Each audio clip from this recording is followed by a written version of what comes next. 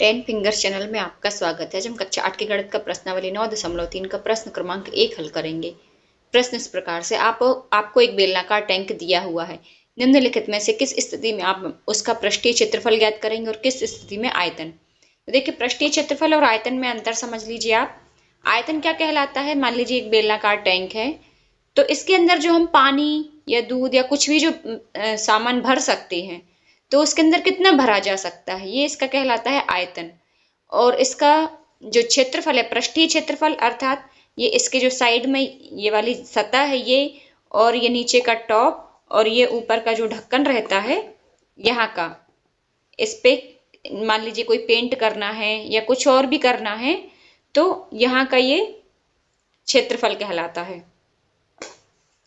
तो अब इसके अंदर जो भरा जाने वाला द्रव्य है वो आयतन के रूप में हम ज्ञात करेंगे। तो अब इसमें बोल रहे हैं पहले पॉइंट पे यह ज्ञात करने के लिए कि इसमें कितना पानी रखा जा सकता है। अब टैंक के अंदर कितना पानी भरा जा सकता है, तो ये तो हम इसके आयतन से ज्ञात कर सकते हैं। तो ए का आंसर होगा आयतन, अर्थात टैंक की क्षमता कितनी है कि ये इसमें कितना पानी स्टोर कर सकता है, ये सब चीजें इसके अंदर आएंगी। फिर इसका प्लास्टर करने के लिए वांछित सीमेंट बोरियों की संख्या। अब मान लीजिए इसका प्लास्टर हो रहा है बाहर से, कहीं कोई ऐसी टंकी है जिसका अंदर सतह पे भी हो रहा है प्लास्टर, तो वो केवल सतह की चीजें कहलाएंगी, बाहर की अंदर की जो इसके अंदर भरी जा सकती है वो चीज आती है आयतन में, और जो इसके केवल सतह पर होनी है वो आती है क्षेत्रफल में। तो बोरियों की संख्या, तो ये सब चीजें क्षेत्रफल में आएगी।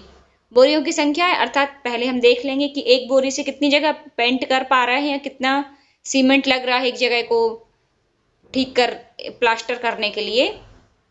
तो फिर उसी हिसाब से हम पूरी टंकी को प्लास्टर करने के लिए बोरियों की संख्या निकाल लेते हैं। तो सेकंड वाले का आंसर हो जाएगा पृष्ठीय क्षेत्रफल।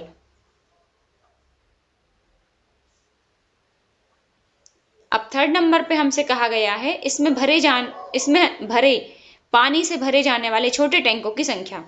तो मान लीजिए ये पूरा एक टैंक है, अब ये एक छोटा सा टैंक है, वहीं हमने रख दिया। तो इसमें जो पानी भरा है, तो इसके पानी से छोटे छोटे कितने टैंक भरे जा सकते हैं, ये क्वेश्चन में आ सकता है। या छोटे टैंक से ऐसे कितने छोटे टैंक का इस्तेमाल करें कि ये पूरी टंकी भर जाए, इस तरह से प्रश्न आ सकता है। तो इसके लिए हम आयतन का ही उपयोग करेंगे। मान लीजिए इस टैंक की क्षमता है 50 लीटर की और ये वाला टैंक है 1 लीटर का, तो फिर ऐसे कितने टैंक भरे जा सकते हैं? 50 टैंक भरे जा सकते हैं। तो इस तरह से थर्ड वाले का आंसर आ जाएगा आयतन। आयतन को धारिता भी बोलते हैं, इंग्लिश में एक ही नाम है वॉल्यूम, इसलिए आप लोग इंग्लिश का नाम देख लीजिए। हिंदी में और भी कई नाम हो सकते हैं, लेकिन इंग्लिश में एक ही नाम आएगा वॉल्यूम। तो उम्मीद करती हूँ ये प्रश्न आपको समझ आ गया होगा। कहीं कोई प्रॉब्लम हो आप मुझे कमेंट्स में पूछ सकते हैं।